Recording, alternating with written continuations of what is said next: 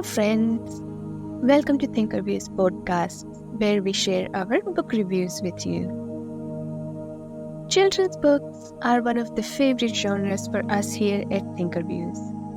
We are always looking for books filled with adventure, enterprise and magic that makes childhood such a fascinating phase of life. We have reviewed a fair few series of books designed for young readers and shared our reviews on those at ThinkerViews platforms.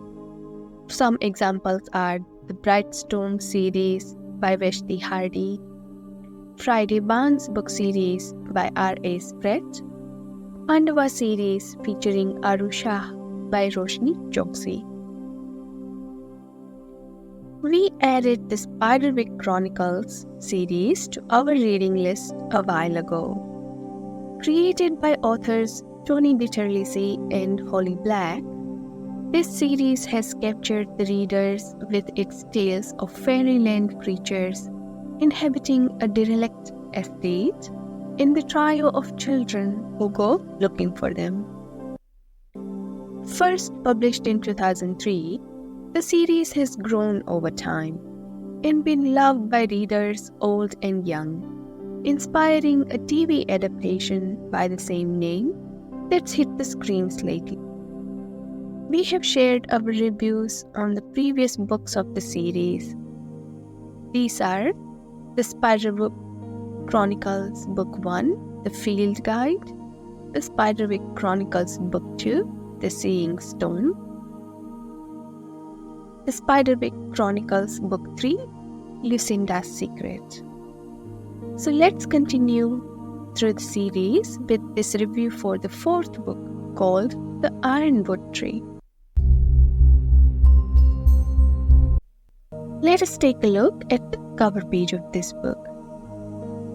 We found the lovely hardback copies of the series in which the cover page of this fourth book shows 4 children. Yes, so who is the new edition? Looking lost and scared in a gloomy forest, surrounded by the magical creatures who don't look very friendly. The fonts used on the cover page will remind you of classical wrought iron casting work in ancient tapestries. The authors' names are shown in flying leaves. Inside, this edition is filled with beautiful illustrations almost on every page, making a very attractive read for young children. A classic cover page that would be more appealing to the fans of the series looking for a collector's edition. There are also other cover page versions available. The one we have featured with the blog post is more in line with the tale of the enchanted Sleeping Beauty theme and will also attract children, young and old. So, what is the storyline? It has been a couple of weeks since the Gray's children escaped the forest elves. The day starts normally enough with everyone piling up in their car to go witness Mallory while she takes part in the fencing event at their school. But while Mallory is fighting off opponents, as well as adolescent pangs of attraction for her team captain, Jared notices another girl rooting through his sister's bag. Before he can get there, he sees that Simon is doing the stealing. And when he actually encounters the thief, he encounters another Jared. And so the penny drops that it must be some kind of fairy looking for the field guide. Remembering that fairies don't like iron, Jared gets his pocket knife out. But then the vice principal arrives and Jared is in a world of trouble. While the twins listen to their mother crying on the phone to their father, they also discover that Mallory has disappeared. The only clue seems to point to an abandoned quarry across from the school. And so, armed with just a flashlight and their backpacks, Simon and Jared go looking for their sister. They arrive in the underground world of dwarves. These craftsmen have built themselves trees from metal called Ironwood tree in hope to fill the earth with forests of them. They have encased Mallory in a glass cage and put Simon and Jared in another cage. All three children are now trapped in this world filled with beautiful metallic beings. As usual, they are able to think on their feet and escape their prison, but what they witness above the ground makes them even more afraid than ever. It looks like the war has just begun over a book called Arthur Spiderwick's Field Guide to the Fantastical World Around You. And now on to our thoughts, views, and review for the book. This fourth book in the Spiderwick Chronicles takes the readers and the characters to meet yet another set of fairies, and a step closer to the conflict that has been brewing for many years. We do see a glimpse of what normal life could be for the Grace family in their new hometown, on a day that has nothing more exciting planned than a fencing contest. The author shows us the arena through a younger child's eyes. A rectangular bed was spread out on the floor with lines taped on it. Mallory called it fist, but Jared thought it looked like a long black mat.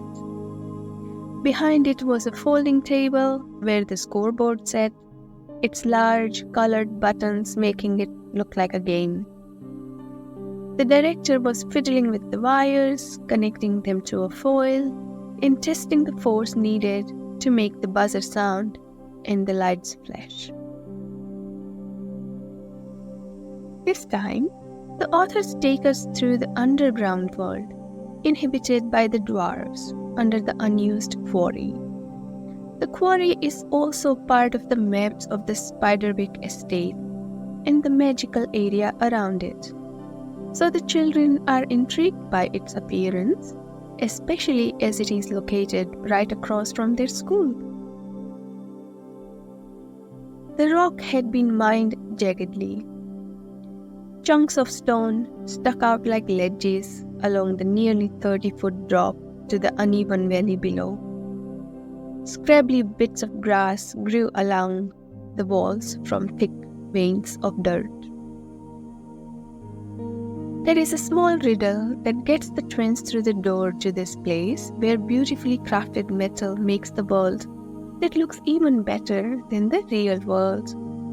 However, the dwarfs who live here are just as interesting in appearance. Growing fungi covered the walls in patches, illuminating the faces of three small men with skin as grey as stone. Their clothes were drab and sewn from rough fabrics, but their silver bracelets, crafted in the shape of serpents, were so intricate that they seemed to slither around the men's thin arms. Their collars were woven with golden threads beaten so fine that they might have been clothed, and their jeweled rings were so lovely that each of their dirty fingers gleamed.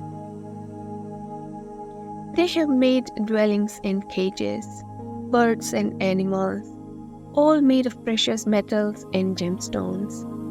Their ambition is to leave this underground world and fill up the world above with their craft once the natural world has been destroyed.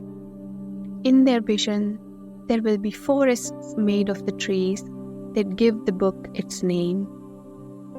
A massive tree with thick trunk reaching up until it was lost in shadows, branches forming a canopy above.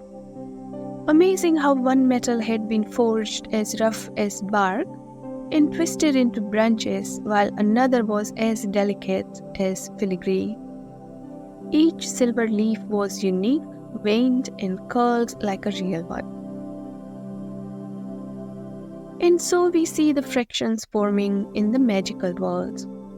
There are the peace-loving fairies, the elves who fear human cruelty and destruction, and the goblins who will be happy to destroy humans and other magical creatures to rule over everything.